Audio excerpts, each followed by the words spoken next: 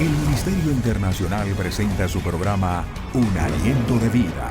El Espíritu de Dios me ha hecho y el aliento del Todopoderoso me da vida. Job 33:4.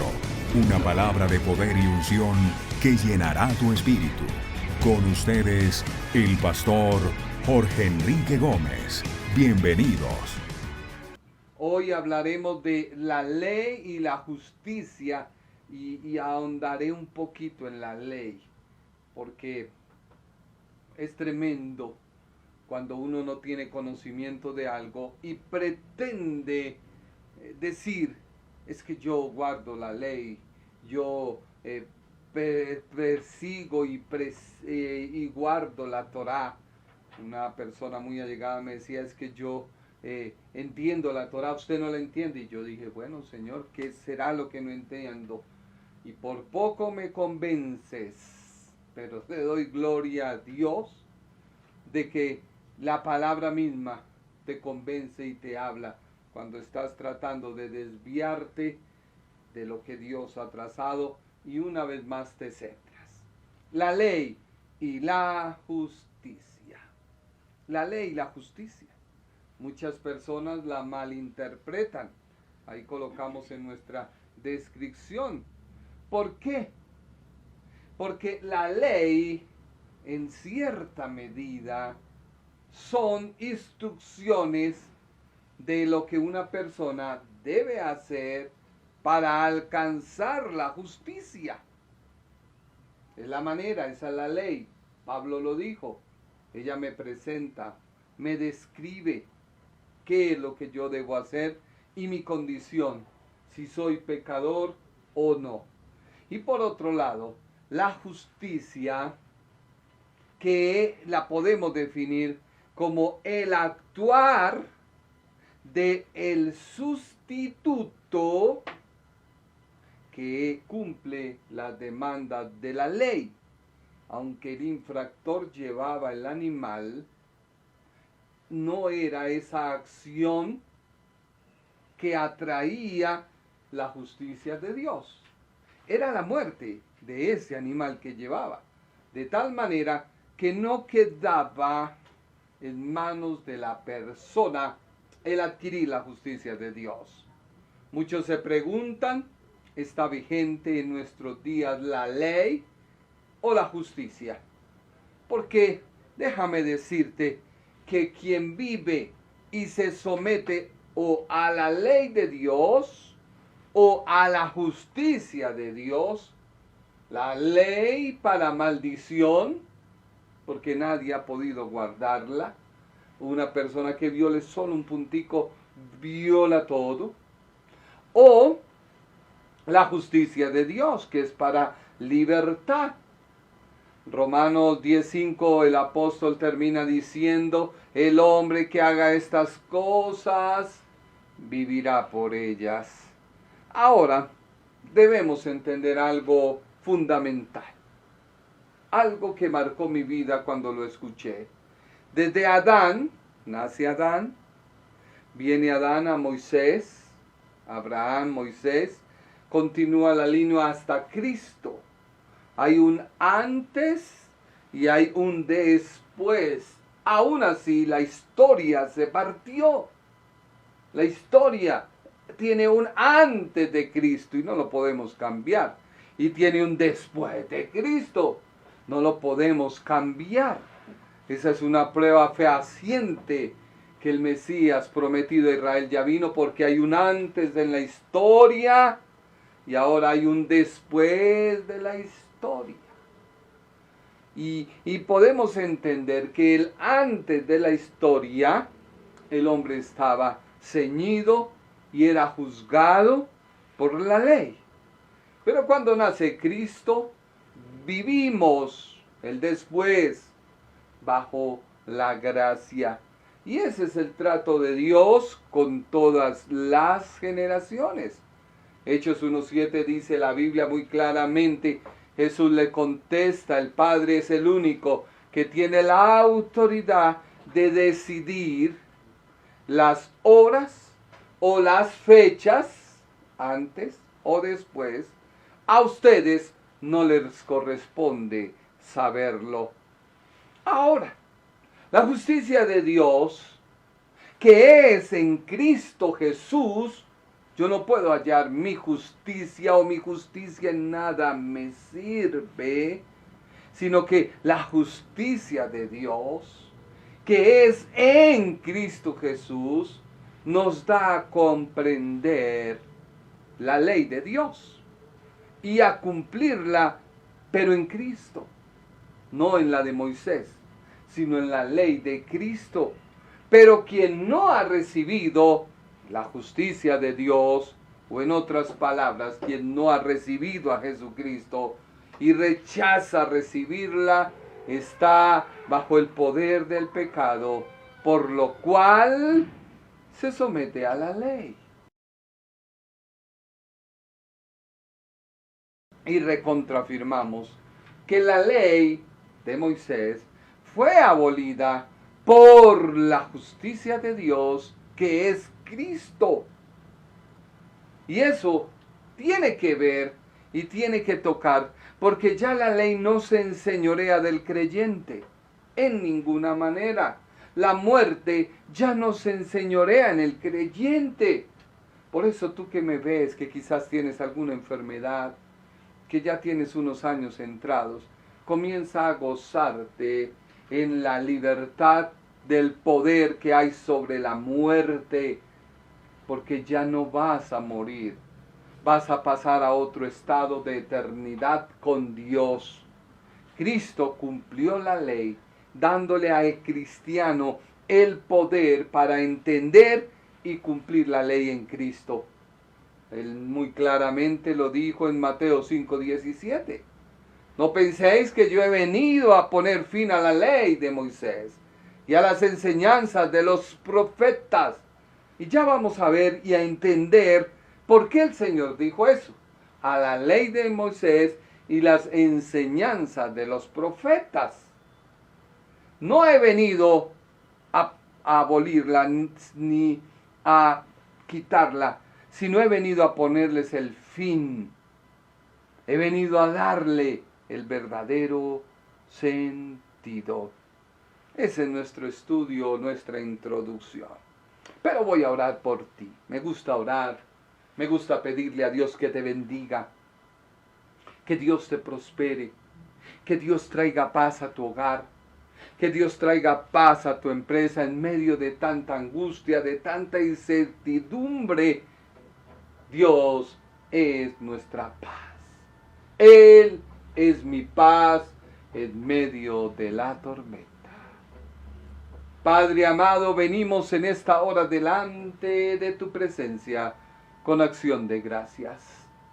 Venimos reconociendo que solo tú eres Dios, que fuera de ti no hay nada, que aunque mi mente, mi entendimiento y mi razón quiera negarte, las evidencias de la naturaleza, la historia, no me permiten, porque en ellas evidencio tu poder, tu soberanía y tu señorío. Gracias, Señor, porque cada día me enseña que tú me amas. Cada día me enseña que la obra que tú hiciste en la cruz del Calvario me sustenta. Y por ella soy libre. Soy libre del poder de la muerte, que ya no se puede enseñorear de mí, porque he pasado de muerte a vida. Porque tu obra en la cruz del Calvario me enseña que ya no tengo ninguna condenación. Me enseña de que ya el poder de la enfermedad no se puede apoderar de mí, porque tú me hiciste sano y libre de todo poder de la enfermedad por tu muerte en la cruz del Calvario. Te doy gracias porque me das la libertad y el poder y la sabiduría para saber administrar los recursos económicos que tú tienes para nosotros. Tú lo has hecho, Señor. Tú no deseas que ninguno de tus hijos esté en vergüenza. Muchas veces no lo entendemos, pero yo te pido hoy, Padre Celestial, Que tú fluyas con poder y con gloria a cada vida y que cada vida pueda recibir el impacto de tu gloria. Oh sí, Padre Celestial. No busco la vanagloria ni la aprobación de nadie. Yo solo te pido hoy que tu presencia venga e inunde a cada vida y a cada corazón. Que tu presencia en esta hora se haga sentir de una manera poderosa y sobrenatural. Oh, salva las almas. Tócalos, Señor. Que ellos sientan en esta hora algo diferente, no por mi palabra ni por mi predicación, sino por tu poder, Señor. Espíritu de Dios, avanza sobre cada vida. Retira toda incredulidad de ese corazón que me mira con escepticismo, de ese corazón que me mira con apatía, de ese corazón, Señor, que en esta hora quizás está pensando, ¿qué va a hacer? Oh Padre Celestial, aviva el fuego en cada vida, aviva el fuego en cada corazón, aviva el fuego, Padre amado, saca toda ruina, toda miseria, todo pensamiento negativo se va en el nombre de Jesús de Nazaret. Viene la gloria de Dios a tu vida, viene el amor de Dios a tu vida. Viene la presencia del Señor a tu vida. ¿No te he dicho que si creyeres verás la gloria de Dios? Créele a Dios. Él es poderoso para sanarte. Él es poderoso para perdonarte. Él es poderoso para sacarte de la situación en la que estás. No prestes atención a mi vida. Préstale atención a las palabras de aquel que murió en la cruz del Calvario y que cuando estaba muriendo dijo, consumado es. Toda la obra ya se ha hecho y ya el maligno no nos puede dominar, no nos puede controlar. Ni las obras de las tinieblas pueden contra la iglesia, ni contra todo aquel que cree, porque es Dios quien pelea por nosotros. Gracias, poderoso Dios. Sana a los enfermos, liberta a los cautivos, da libertad a los oprimidos por el diablo. Oh sí, Padre, tú lo puedes hacer. Yo lo creo en esta hora. Por eso envío tu palabra. En el nombre de Jesús de Nazaret, sé sano ahora mismo. En el nombre de Jesús de Nazaret, se va toda incredulidad, toda amargura, toda apatía, toda incertidumbre. Se va ahora mismo por el poder de Jesucristo de Nazaret, nombre sobre todo nombre, en el cual toda rodilla se doblará y toda lengua confesará que Él es Señor, para la gloria de Dios Padre. Amén y amén. Gracias. Una vez más te decimos, tú que estás quizás en tu casita, en esta hora, que estás preparando tus cosas, que quizás has puesto algo en la estufa, presta atención, no vayas a dejar que se dañen y se estropeen las cosas. Es mejor que tú apagues todo lo que has dejado, es mejor que tú te concentres y en esta hora pongas atención a lo que dice la palabra de Dios. Muchas veces queremos hacer muchas cosas, pero no debemos sino tener cuidado. Ponme atención en esta hora. Mi único objetivo y anhelo es que tú aprendas de la palabra de Dios. Vamos con Romanos capítulo 10 del 5 al 8. Mi anhelo es hoy terminarlo. Quiero ahondar un poquito en la ley. Pero no quiero hacer hincapié porque llegó un momento en que esto me trastornó la mente. Pero Dios a su tiempo coloca personas que te hablen y te digan para. Enseña lo que dice la palabra, no lo que tú consideres. Vamos rápidamente, Romanos capítulo 10, versículo 5. Vamos a leerlo hasta el número 8.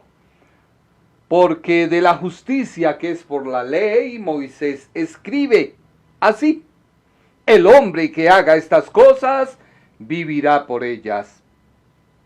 Pero, versículo 6, pero la justicia que es por la fe, dice así, no digas en tu corazón, ¿quién subirá al cielo? Esto es para traer a Cristo abajo. Versículo 7. ¿O quién descenderá al abismo? Esto es para hacer subir a Cristo de entre los muertos. Versículo 8. Mas, ¿qué dice?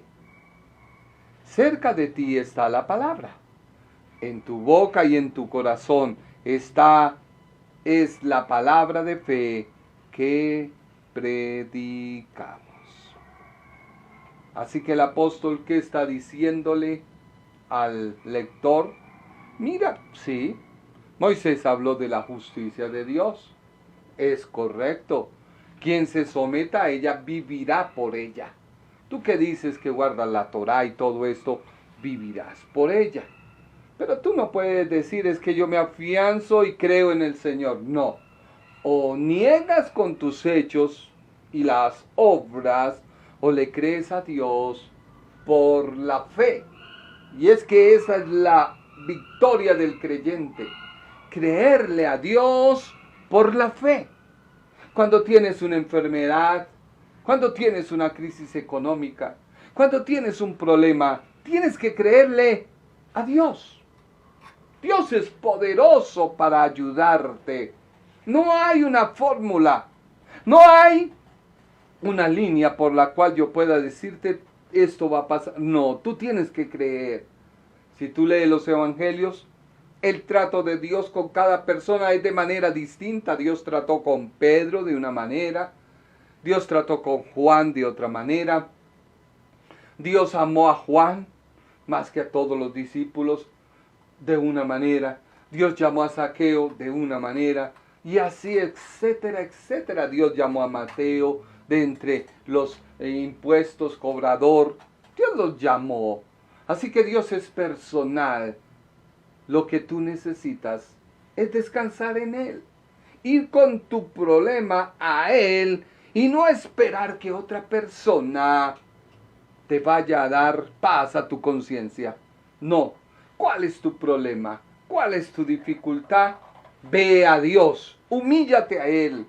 Humillaos pues bajo la poderosa mano de Dios y Él a su tiempo nos exaltará. No pretendamos recibir exaltación cuando no estamos en el tiempo de Dios. Así que, ¿qué es la ley? Concluyo yo que la ley es una instrucción de lo que se debe hacer. En otras palabras, el actuar humano se desarrolla. Eso es la ley de Moisés. La ley que Dios le dio. La justicia es el actuar divino, en otras palabras, el sustituto que cumple las demandas de la ley en la justicia de Dios. Así que ahí no hay nada tuyo. Tú no puedes hacer nada ni pretender hacer algo para obtener la justicia de Dios, porque la justicia de Dios es Dios mismo. Y ya lo vas a entender. Me gustó cuando entré a mirar la justicia de Dios. Me fascinó. Espero que lleguemos ahí. Ahora, hay algo en nosotros que siempre nos lleva, o en otras palabras, necesitamos de Dios. ¿Por qué? Porque Dios nos creó así. Dios te creó y Dios creó al hombre para que estuviera en armonía y en dependencia de Él. Cuando el hombre peca, se aleja de esa compañía, de esa armonía, de esa dependencia y empieza a buscar su propia dependencia. Mira lo que dice Job 25:4. Muy claramente la Biblia. Concéntrate, Job 25:4. ¿Cómo pues se justificará el hombre para con Dios? ¿Y cómo será limpio el que nace de mujer? Reflexiona en él. Yo creo que está en pantalla. ¿Cómo pues se justificará el hombre para con Dios? ¿Y cómo será limpio el que nace de mujer? Así que el apóstol en Romanos atrae a la memoria de los oyentes lo que es la justicia de Dios y les indica la manifestación de Dios por medio de la ley y ajusta sus vidas a esa justicia por medio de la ley. Que si ellos prestaban atención, les sería fácil. Pero es que el hombre siempre ha querido formar sus propios patrones. Sí, de una instrucción quiere hacer una serie de condiciones para que le sea más fácil poderse decir, sí, ando en la justicia. Así le pasa a muchos creyentes. Muchos creyentes empiezan a mirar, bueno, mi economía, ¿cómo va? Oh, gracias Señor, porque soy de agrado para ti, tu justicia está para conmigo. Y miran a aquel que quizás tiene una crisis económica, a ese le falta fe. Ese Dios lo está tratando. ¿Qué vas a saber tú si eso es un trato? Si la persona es floja, perezosa. No podemos tomar un patrón. Otros que están en ese trato, que están mal económicamente, entonces comienzan a ver a aquel que tiene todo y empiezan a decir, no Señor, ay, tú eres amoroso conmigo, que has permitido esta crisis para tratarme porque me amas. En cambio, mire ese que tiene todo, Señor, hasta debe estar desviado de ti. No, olvídate de todo eso. La justicia de Dios es para todos. Y el resultado de nuestra vida personal es distinto y nada tiene que ver con la justicia.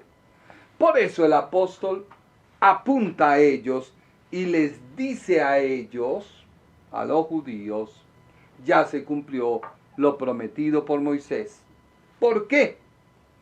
Porque él tiene que tocarle lo que ellos tenían como seguro, como ancla en el mar, que no los dejaba mover. Él les dijo, no, levanten esa ancla. Esa ancla no puede estar ahí en ese lugar. No han llegado. Ese no es el puerto. El puerto de la ley, hay que levantar el ancla y vámonos para el puerto de la gracia, para el puerto de la justicia, y allá tiran su ancla. De tal manera que en el lugar donde esté el ancla, determina qué eres. Mira ese ejemplo tan hermoso. Romanos 1:5 dice la Biblia. Perdón, me equivoqué, es Romanos 10:5. Esto, Romanos 10:5, no es 1 sino 10. Esto es lo que Moisés escribe acerca de cómo tener la aprobación, dice la Biblia. Esto es lo que escribe Moisés. Ahí lo estoy corrigiendo porque el día de mañana es acerca de cómo tener la aprobación a través de la ley. El que quiere tener vida por medio, o sea, tirar su ancla al mar, al puerto de la ley, que haga todo lo que se le ordene. Cuando tú estás en ese puerto, pues tienes que hacer todo lo que se indique. Una cosa es el puerto de Cartagena, otro es el puerto de Buenaventura. Están tan distantes el uno al otro que no se pueden acercar. Y cada persona cuando llega a ese puerto hay una ley, hay unas normas, tiene que ceñirse a ellas. Y el apóstol comienza en Romanos 10:6, Romanos 10:7, Romanos 10:8, a basarse en la escritura. ¿Por qué? A mí me llamaba la atención cuando Jesús dijo, es que no he venido a abolir ni la ley, ni los salmos, ni los profetas. Y yo decía, ¿cómo así? ¿Qué tienen que ver los salmos y los profetas? Ya lo vas a entender. Me tuve que apoyar en dos historiadores de la ley judía para poderte transmitir, porque de aquí a que lo investigara, pues me tomaría algunos años. En cambio, algunas personas ya han hecho sus estudios, lo tomé, lo leí y lo tomé para traértelo. Así que la cita de Romanos 10:6, vamos rápido Naomi, concéntrate. Romanos 10:6 dice la Biblia: pero la justicia que es por la fe dice así: no digas en tu corazón, ¿quién subirá al cielo? Esto es para traer abajo a Cristo. ¿De dónde citó el apóstol esto? De Deuteronomio capítulo 30, versículo 12. Vamos con una ráfaga de versículos rápidos. Estos mandamientos no están en el cielo para que digas, ¿quién irá al cielo por nosotros y nos los traerá de nuevo para que los podamos oír y obedecer? Romanos 17. Oh, ¿quién descenderá al abismo? Dice el apóstol. Esto es, para subir a Cristo de entre los muertos. Lo tomó del Salmo 107:26, que dice: sube a los cielos, desciende a los abismos, sus almas se derriten con el mal. Y Romanos 18 dice: mas, ¿qué dice?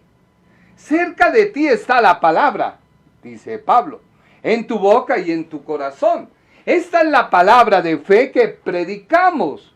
¿De dónde lo tomó? De Deuteronomio 30:14. Por el contrario, el mensaje está muy al alcance de la mano. Está en tus labios y en tu corazón para que puedas obedecerlo. Así que lo que dice el apóstol Pablo y dice Moisés, porque igualmente lo dice Moisés, es que la justicia de Dios está a la mano del hombre. Por eso el apóstol hace un paralelo en Romanos 10, en el 5 y el 6. Habla de la justicia de Moisés y habla de la justicia de la fe.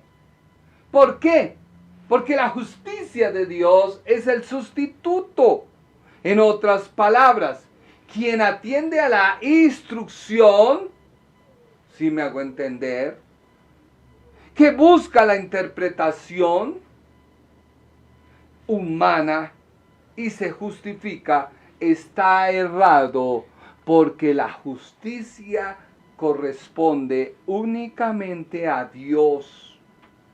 Cuando tú obedeces los mandamientos, no tiene nada extraordinario para cumplirlos, porque Dios dio su instrucción. Eso es lo que está diciendo. Ellos decían, bueno, ay, eso es tan tremendo, ¿dónde iremos? ¿Será que tenemos que ir al cielo? No, ahí los tienes, ya Dios te los dio. ¿O tendremos que bajar bien profundo a buscar? No, ya Dios te los dio. Son fáciles de guardar, son fáciles de obedecer. Presta atención a ellos y vivirás por ellos. Hoy Cristo te dice lo mismo. ¿Quieres someterte a la letra muerta o quieres vivir por mi obra? Porque finalmente yo soy el final de la justicia de Dios, hecha manifiesta en mi obra en la cruz del Calvario. No podemos añadir nada. Hoy nos llamó la atención con mi esposa una persona que llamó viendo mi teléfono en algún lugar y me llamó y empezó a hablarme y yo rápido en mi mente dije, Señor, ¿qué hago? Y ella me dijo, contesta. Y contesté y empezó ahí a decirme, no, y yo, pero usted quién es, no, ya le di mi nombre, y sí, pues sí, pero usted qué representa, ¿por qué tanta cosa? Ay, soy fulana de tal lado, no, su merced, ahí sí, dos pueblos opuestos. Así que, ¿qué quieres tú hacer? ¿Qué quieres tú obedecer? Romanos 3:20 dice la Biblia, la justicia no se puede hallar por medio de la ley, porque depende de Dios. Mira lo que dice la Biblia, pues nadie llegará jamás a ser justo ante Dios por hacer lo que la ley manda. La ley sencillamente nos muestra los pecadores que somos. Así que para los que guardan la ley, que está más mal, que la Torá está mal, ¿por qué? Porque el final de la ley de Moisés es uno. llevarte a hacerte pecador, mostrarte tan pecador eres y buscar la manera de obtener el perdón. ¿Cómo lo puedes hacer? Por medio de un sacrificio. Y si hoy tú haces un sacrificio, llegan los animalistas y te dicen a la cárcel, porque se está maltratando a los animales. Entonces, no puedes hacerlo. Ay, es que me voy a afianzar en la obra de Cristo. Entonces Cristo te dice, un momento, no puedes observar eso porque yo lo cumplí. Al cumplirlo, lo abolí. En otras palabras, estás en la universidad, a punto de graduarte, y alguien te dice, tienes que devolverte a transición. Y usted, ¿a transición? ¿A qué? No, porque es que si no te vuelves a transición, no te puedes graduar de la universidad. Y tú, ¿sí o no? ¿Qué? La ley solo da la instrucción. Ella evidencia el estado de la persona pecadora y le termina por condenar y no le muestra una salida. No la hay. ¿Cuál era la salida? Buscar un sustituto. El médico identifica la enfermedad, la diagnostica, pero no hay nada hasta que haya un medicamento. Y ese medicamento no está en ti, porque si estuviera, pues no estarías enfermo, ¿no? Ese medicamento está ¿dónde? Pues en una farmacia, en otro lugar. O sea que ese medicamento viene a ser como el sustituto de tu enfermedad, de ti mismo, y comienza a atacar la enfermedad hasta que la expulsa.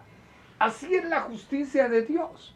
La justicia de Dios no es que mis actos que yo haga van a ser perdonados porque ya tengo la justicia de Dios, aleluya, y entonces usted hace y deshace. Un momento, eso no es así.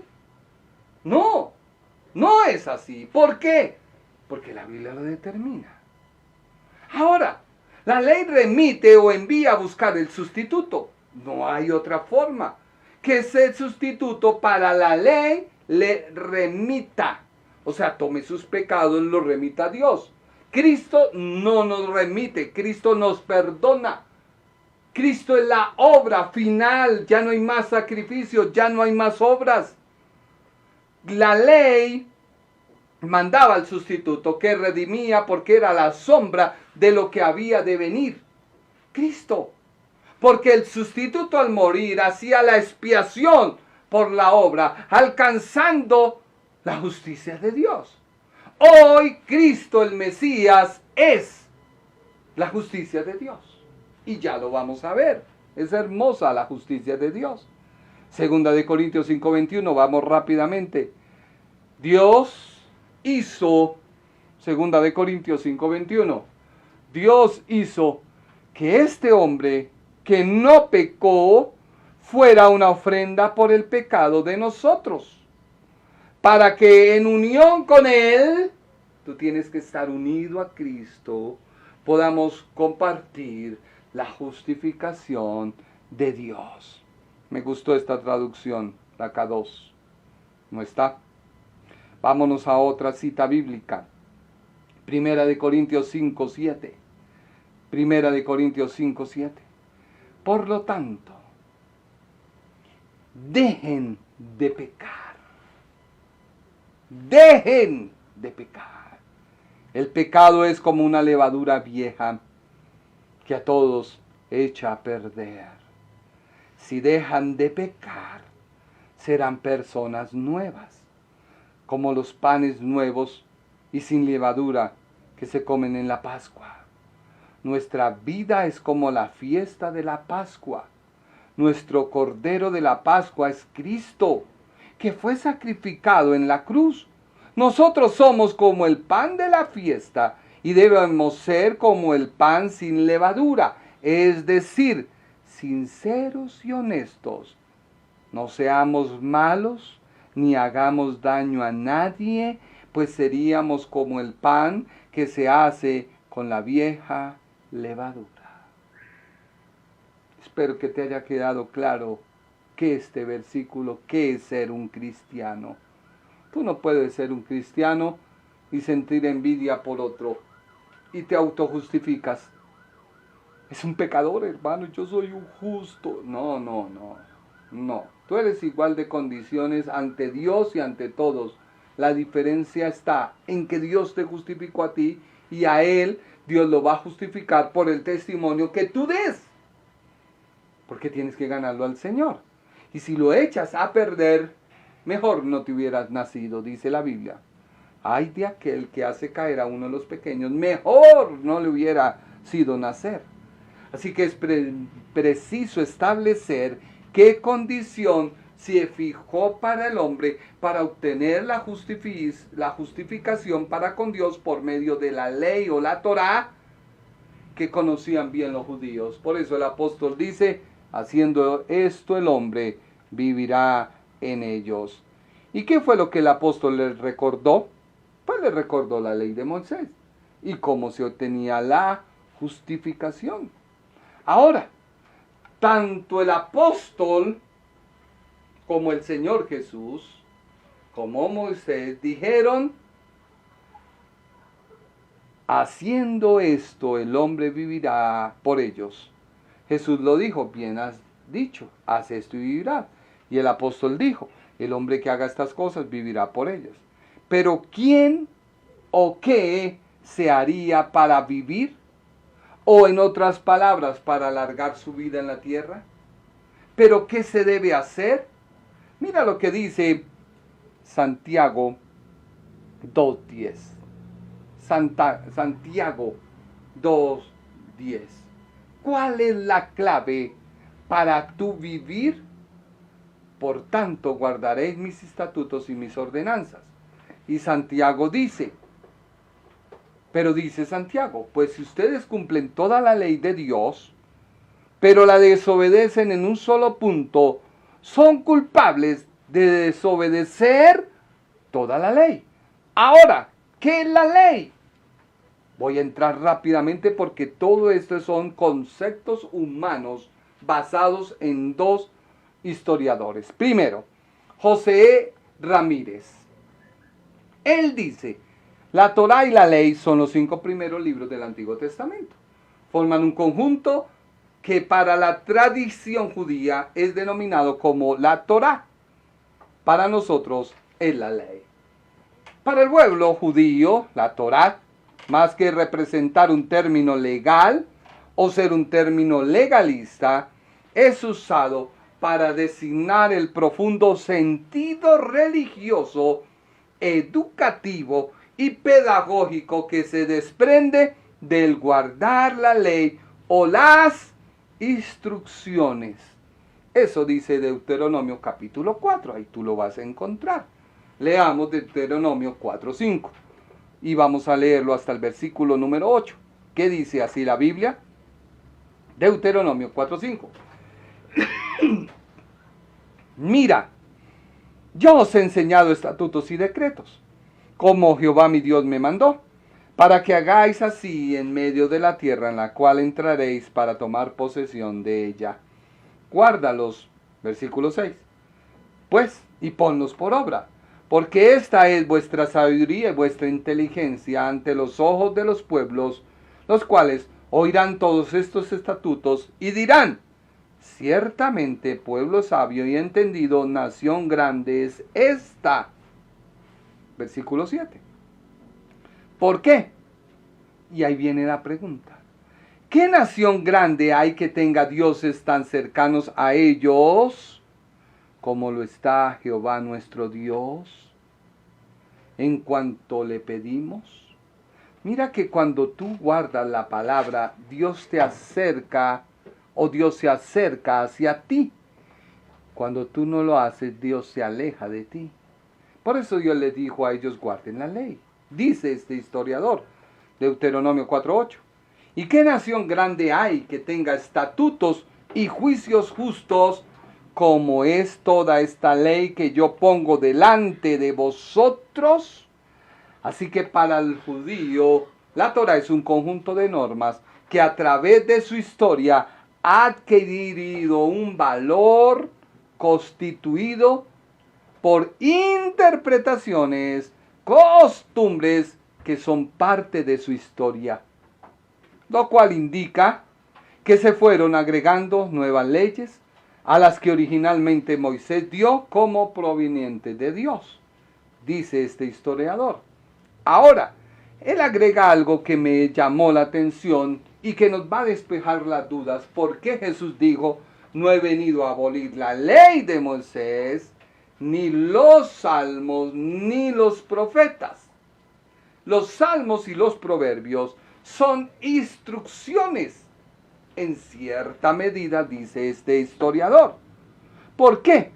Porque para él la palabra Torá significa instrucción, por lo cual los proverbios nos hablan de leyes o normas, porque son instrucciones que quien las recibe y las pone por práctica cambia su manera de vivir. Y eso era lo que la ley quería hacer, cambiar la manera de vivir de quien se somete a ella. Proverbios 1:8 dice la Biblia, hijo mío, no rechaces la instrucción de tu madre, dice el historiador. Proverbios 7:1 dice, las instrucciones del padre y del maestro, conserva mis palabras y guarda mis preceptos, conserva mis preceptos y vivirás. Así que el propósito de la instrucción que emana de Dios, que sale del libro de los Proverbios, comparado con la Torá, dice él, es para que el hombre que la recibe tome como la instrucción de Dios. Y eso lo dice Proverbios 7, del 1 al 2. Cuando tú recibes la instrucción de Dios, es como la niña de los ojos de Dios, lo cual dice, átenlos a los dedos, escríbenlos en la tablilla del corazón. Dios quería que la gente mirara esa ley, al ver esa ley se acordara de Dios, al acordarse de Dios tuviera un arrepentimiento. Pero la gente usó eso más que todo, ¿para qué? Dice José Ramírez, dice, para chicanear. Tanto así que dice este historiador, que el que se somete a ella para vivir por ella, lo hacía mecánicamente, como un ciego que para evitar el castigo teme y sin recibir la instrucción no cambia su actitud frente a su diario vivir, lo cual le hará llevar un día mejor. Ahora, yo quiero decirte, tú que eres cristiano, no caigas en el mismo error. Sabemos que el ayuno trae libertad. Sabemos que el ayuno trae poder.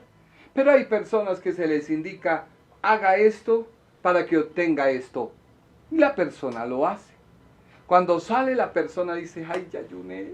Ahora si el cielo de Dios se abrió para mí y no ve nada, Señor, ¿será que no alcanzó con este ayuno?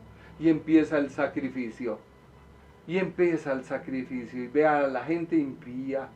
Y empieza a tratar mal. Y empieza a maldecir. Y empieza a renegar. Porque como a través del ayuno logra algo, Dios no se mueve así. Eso es lo que nos enseñó el historiador.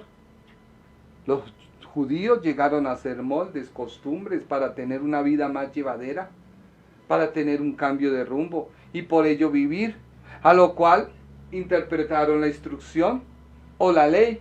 Mira las costumbres que habían llegado a tomar. Una de ellas es, comenzaron a observar la ley como una condición general. 1. Controlar los gestos de la mano derecha. ¿Está en la Biblia? Sí.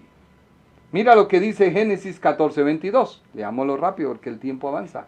Génesis 14:22. Y respondió Abraham al rey de Sodoma: he alzado mi mano a Jehová, Dios Altísimo, creador de los cielos y la tierra. Entonces ya miraron cómo cómo Abraham alzó la mano. Él alzó así. Hermano, ten cuidado porque todos los dedos tienen que estar dirigidos hacia el cielo. Entonces, cuando tú vayas a hacer algo, alza la manita. No, eso fue un acto que hizo él. Pero ellos lo empezaron a asumir como su costumbre. Ezequiel 25. Y diles, así ha dicho Jehová el Señor, el día en que escogí a Israel y que alcé mi mano para jurar a la descendencia de la casa de Jacob, cuando me di a conocer a ellos en la tierra de Egipto, cuando alcé mi mano y les juré diciendo, yo soy Jehová vuestro Dios. Así que ellos dijeron, ay, cuando alcemos la mano. Y ya empezaron a tener eso como un fetiche. Ezequiel 26.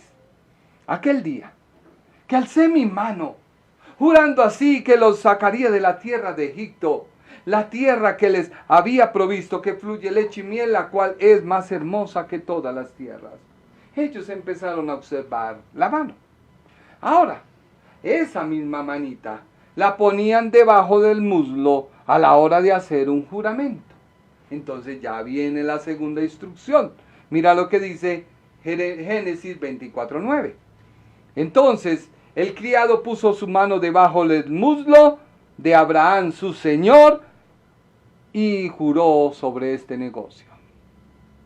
Génesis 47:29. Y llegaron los días de Israel para morir. Y llamó a José su hijo y le dijo, si he hallado ahora gracia en tus ojos, te ruego que pongas tu mano debajo de mi muslo y harás conmigo misericordia y verdad. Te ruego que no me entierres en Egipto. Ya ves, empezaron ellos a observar lo meticuloso, pero no cambiaban su conciencia. Tercero, echar la mano sobre otra persona. Segunda de Reyes, capítulo 10, versículo 15. Yéndose luego de allí, se encontró con Jonadab, hijo de Recab, y después que lo hubo saludado le dijo, ¿es recto tu corazón como el mío es recto, como el tuyo? Y Jonadab dijo, lo es, pues lo que es, dame la mano. Y él le dio la mano, luego lo hizo subir consigo en el carro. Ezequiel 17:18. Por cuanto menospreció el juramento y quebrantó el pacto, cuando he aquí que había dado su mano y había hecho todas esas cosas, no escaparán. Así que ellos habían tomado la ley como algo mecánico y se habían determinado en lo minucioso. Miremos rápidamente la Torá. ¿Cómo es que la clasifican? Los especialistas modernos la clasifican en tres grandes ramas. La primera la llaman códigos y estos son respuestas a diferentes circunstancias históricas y preocupaciones religiosas, para lo cual, uno, el código de la alianza. Dice este historiador que está en Éxodo 20:23 al capítulo 23, versículo 33. El código deuterocanónico, que está en Deuteronomios capítulos 12 al 26. Y el código de la santidad, que está en Levíticos capítulo 17 al capítulo 26. Ahora, me llamó la atención otra postura. Luis Vega Montaner, él es de la Universidad de Madrid. Él dice lo mismo que el anterior, pero él dice que la ley o Torá, que la conforman los 5 primeros libros de la Biblia, que es la instrucción de derecho mosaico que a lo largo de su historia ha evolucionado. Él dice la Torá contiene secciones legislativas que se combinan con relatos históricos. Él dice que la ley o Torá o el derecho israelita se divide en 7 códigos, ya no son 3. Él lo avanza a 7. Él dice que todos estos códigos son la instrucción del pueblo judío. Me pareció más completo. ¿Por qué? Primer código, el código de la alianza. Éxodo, capítulo 20 y 22 al 23:19. Son leyes de carácter más bien jurídico. Es una colección de mandamientos, culturas y preceptos legales e instrucciones religiosas y morales recopiladas conforme a un plan determinado. Tratar de evitar el luto en la construcción del altar y centralizarse en el culto. Luego él habla de un decálogo o un código cultural o decálogo ritual. Están en Éxodo capítulo 34, versículo 10 al 26. Este decálogo cultural o ritual es representado por el recopilador a continuación en la postura de las tablas. Recuerde que hubo una tabla que bajó, se rompió y luego tuvo que subir Moisés nuevamente y escribir. Entonces él dice que según eso, ahí tuvo que cambiarse ese código. O sea, hubo uno, luego otro. Tercer código deuterocanónico. Está en Deuteronomio capítulo 12 al 26. Contiene la exposición de la ley mosaica. Su estilo oratorio y homilético difiere mucho con el legislativo del Código de la Alianza. Las leyes no están ordenadas, sino que es una mezcla que posiblemente se debe a la redacción de varios elementos combinados. Él dice que esa a su vez se puede dividir por estas secciones. La legislación de la vida religiosa, Deuteronomio 12:1 al capítulo 16, versículo 17. Principalmente se centraliza en el culto en Jerusalén como el medio eficaz para mantener o restaurar la pureza de la religión y la amenaza por la influencia de la religión cananea. Contiene leyes sobre la unidad del santuario, sanciones contra la idolatría, preceptos relativos a la santidad de los individuos, consagración de los primogénitos del ganado, observancia de las 3 grandes fiestas anuales. Luego viene la legislación relativa a las instrucciones sociales, jueces, reyes, sacerdotes y profetas. Luego viene el derecho criminal, familiar y social, donde destaca diversas leyes humanitarias, excepciones del servicio militar, provisiones higiénicas para los campamentos, utilizado pesas y medidas, la manera de ser un honesto, limitación al número de azotes aplicables a un delincuente, consideraciones para los extranjeros, huérfanos, viudas, esclavos y otras personas. Luego él dice que hay una exhortación o unos avisos en el capítulo número 26 de Deuteronomio. Luego viene el decálogo del Éxodo, capítulo 20, del versículo 2 al 17, y Deuteronomio, capítulo 5, versículos 6 al 21. 2 redacciones con ligeras variantes insertadas en las narraciones del Sinaí. Así que lo llaman un decálogo ético porque son transmitidas en 2 pasajes diferentes que, salvo por pequeñas variantes, concuerdan entre sí y puede considerarse como 2 redacciones de un mismo texto básico. Luego viene el Código de la Santidad, llamado por la insistencia en la santidad como limpieza cultural y ética, dice este estudiador, semejante a la de Dios mismo. Esta santidad será salvaguardada por la separación de toda superstición pagana y por el alejamiento de los cultos extranjeros. Así que él dice eso. Luego viene el código sacerdotal, cuyo elemento legal se halla disperso por todo el Pentateuco. ¿Por qué? Porque el contenido de esta colección es muy variado y la conexión no es muy clara. Se reúnen materiales antiguos y otros muchos más recientes, todo ello en una sucesión cronológica continua y exacta. Por eso, dice este escritor, que sus textos, por tanto, revisten un carácter particular ritual, sacerdotal y moral, poniendo de relieve la naturaleza teocrática de la legislación de Israel. Luego vienen otras unidades menores.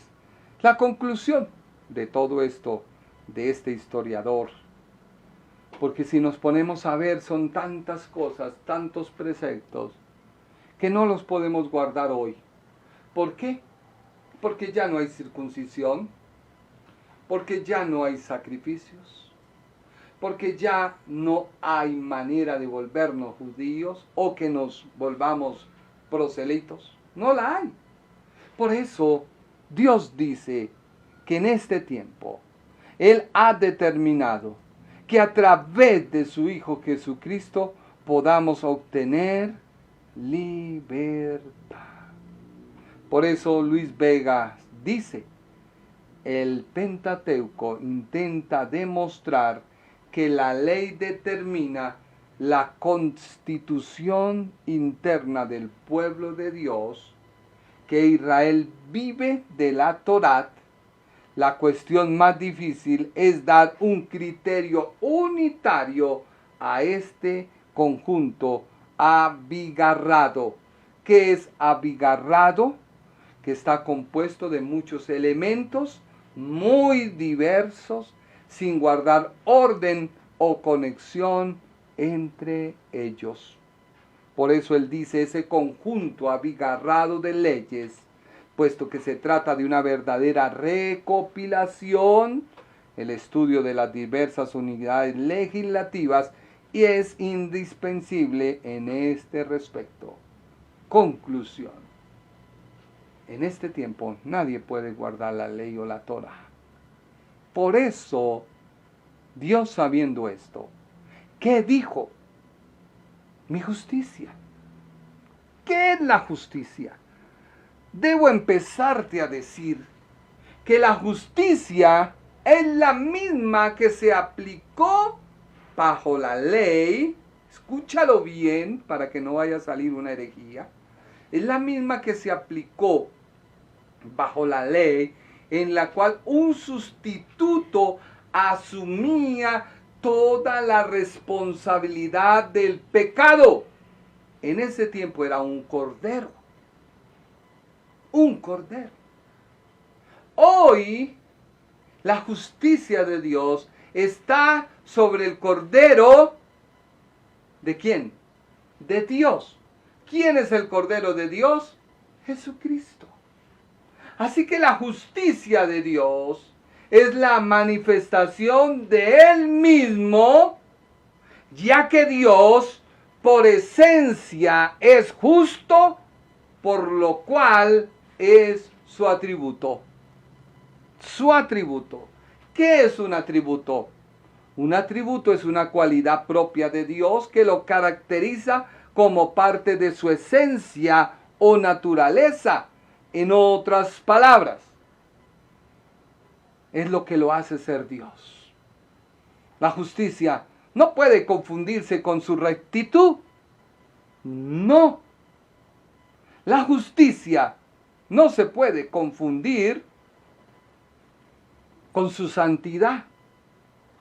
Tampoco la justicia no se debe confundir con su bondad.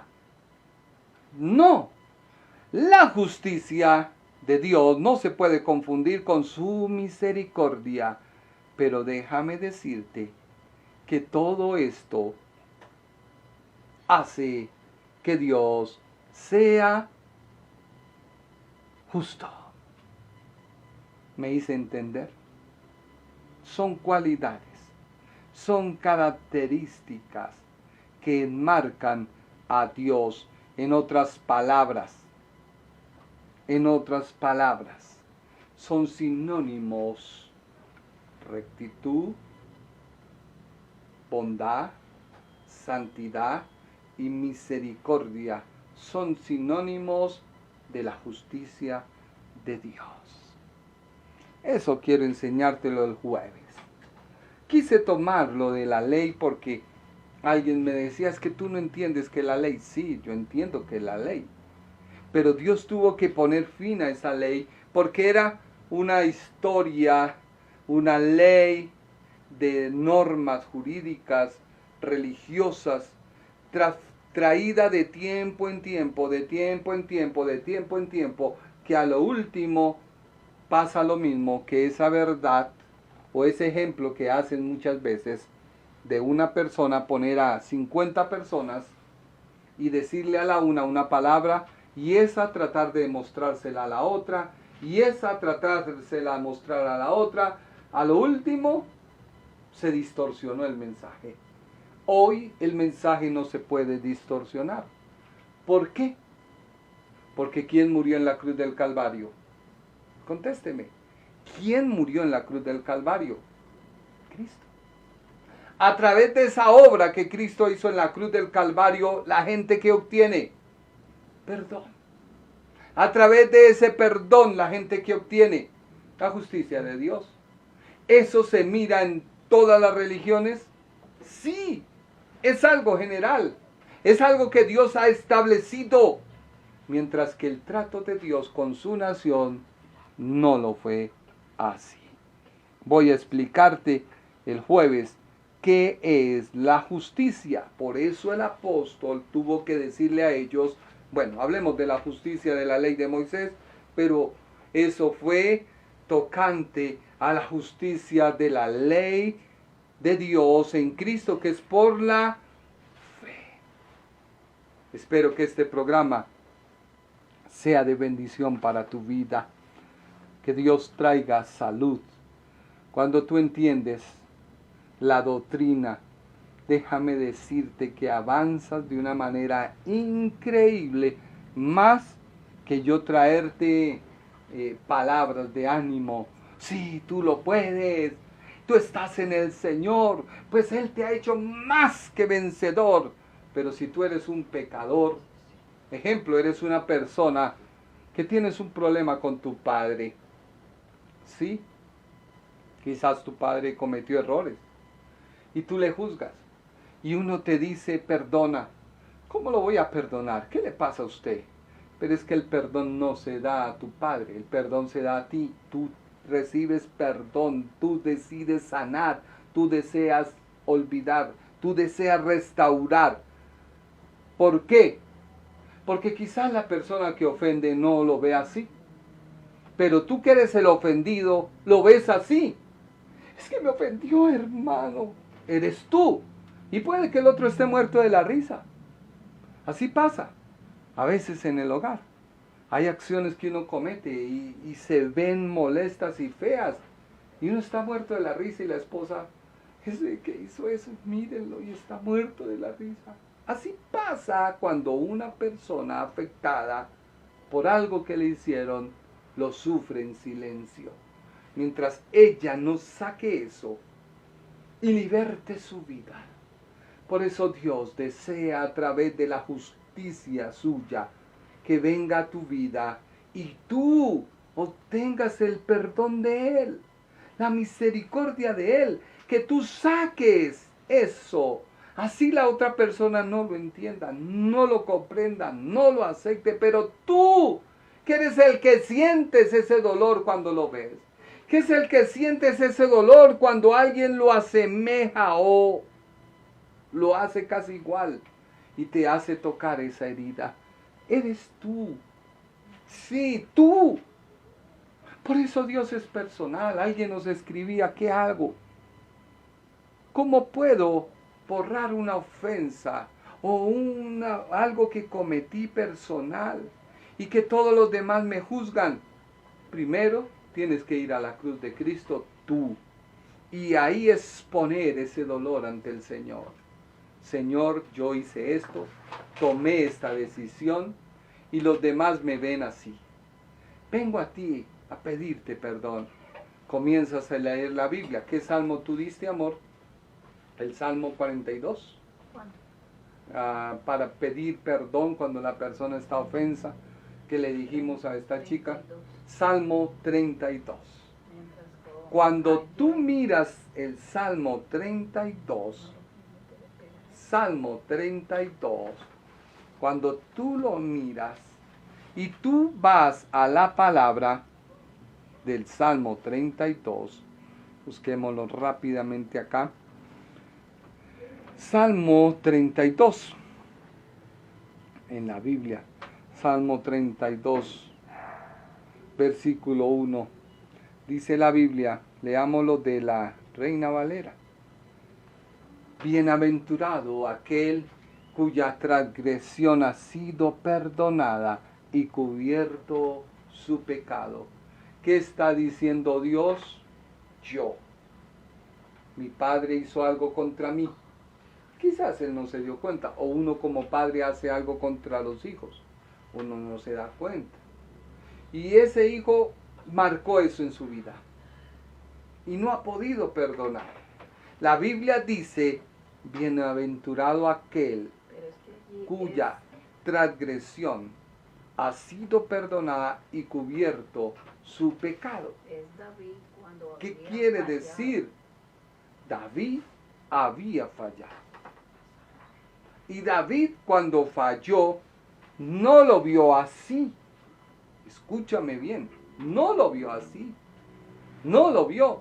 ¿Cuántos años tuvieron que pasar para que el profeta fuera y le dijera: David, hubo un hombre muy rico que tuvo unos invitados, y resulta que él, teniendo mucho ganado, muchas ovejas, no mató una de ellas, sino que fue y cogió a un pobre que solo tenía una, y a esa una se la arrebató y la cogió para sí y la sacrificó para ofrecerle a sus invitados. ¿Qué dijo el rey David? ¡Mátenlo! Maldito ese, ¿cómo actuar así? ¿Cómo va a coger a aquel que no tiene nada y a quitárselo mientras que lo tiene todo? No merece morir. ¿Y qué le dice el profeta? Eres tú, rey. Yo me imagino, David diría: ¿cómo así? Y empieza a decirle: ¿te acuerdas cuando cogiste la mujer de Urías Eteo? ¿Te acuerdas que lo mandaste matar y te quedaste con su esposa? Ahí David reflexionó, dijo: oh Señor, he pecado. Sí, no me había dado cuenta, había pasado el tiempo, porque la Biblia dice que el niño ya estaba grande y murió. Y David pidió a Dios perdón por él, e hizo cilicio, e hizo todo lo que se debía hacer de acuerdo a lo que él podía hacer. Y Dios le dijo: no, Señor, todo pecado trae una consecuencia. Así que tú que me oyes, lo primero que necesitas es acudir a la cruz. Bienaventurado aquel quien Jehová no culpa de iniquidad. Tienes que ir a la cruz y pedir perdón. Tienes que ir a la cruz y pedir misericordia. Tienes que ir a la cruz y pedir que Dios te perdone. Cuando tú encuentras el perdón en Dios, podrán decirte: mico, gato, perro, feo, pero a ti ya no te lastima, porque fuiste perdonado por Dios. ¿Queda la cicatriz? Claro que sí. ¿Se muestra la cicatriz? Claro que sí. Pero ya la cicatriz ha sanado porque Dios te ha perdonado. Dice: mientras callé se envejecieron mis huesos y en mi gemir todo el día, porque de día y de noche se agravó mi mano y se volvió mi verdor en sequedades de verano. Por tanto, te declaré y no cubrí mi iniquidad. Dije: confesaré mi transgresión a Jehová, y tú perdonaste la maldad de mi pecado. Así que tú necesitas sanarte tú mismo, perdónete, tuteo. Necesitas ir a la cruz para obtener perdón por lo que hayas hecho. No importa. Pero cuando tú vas a la cruz, Dios te perdona. La gente no entiende esto, y el legalismo y la religiosidad dice: pero ¿cómo va a hacer eso? ¿Cómo Dios lo va a perdonar? Pero es que Dios te perdona. Es que ¿qué más te puedo decir? 7 veces cae el justo, ¿y cuántas lo levanta Jehová? 7 veces. 7 veces. Jesús le dijo a Pedro: ve y perdona 70 veces 7. Y multiplique usted, ¿qué quiere decir eso? O sea, cometeremos errores, sí, pero una cosa es el error que yo cometo por deleite, una cosa es el error que yo cometo porque quiero, y otra cosa es el error que yo cometo en el diario vivir de mi vida. Es muy distinto una persona decir: voy a quitarle la esposa a ese hombre, y eso es otra cosa muy distinta. Otra cosa muy distinta, tú cometer un error, que lo vamos a cometer. Claro que sí, somos humanos, pero acuérdate, de cada error que tú cometas tendremos consecuencias. Pero no te importen las consecuencias. Dios es poderoso. Mira, léelo. Lee el Salmo 32. Léelo. Por esto orará a ti todo santo en el tiempo en que pueda ser hallado. Ciertamente en la inundación de muchas aguas no llegará estas a él. O sea, habrán problemas, dificultades, pero Dios nos va a guardar. Ven al Señor. Él te quiere perdonar. No guardes eso en su corazón. Bueno, nos extendimos. Si Dios lo permite, el jueves nos vemos. Muchas gracias por su atención. Comparte este programa. Alguien lo puede necesitar. Y eso es lo que a nosotros más nos gusta. Que tú lo compartas y que Dios sea glorificado. Muchas gracias por su tiempo. Que Dios te bendiga. El Ministerio Internacional presentó su programa Un Aliento de Vida. Venid a mí los que estáis trabajados y cargados, y yo os haré descansar. Mateo 11:28. Un aliento de vida. Una palabra de poder y unción que llenará tu espíritu.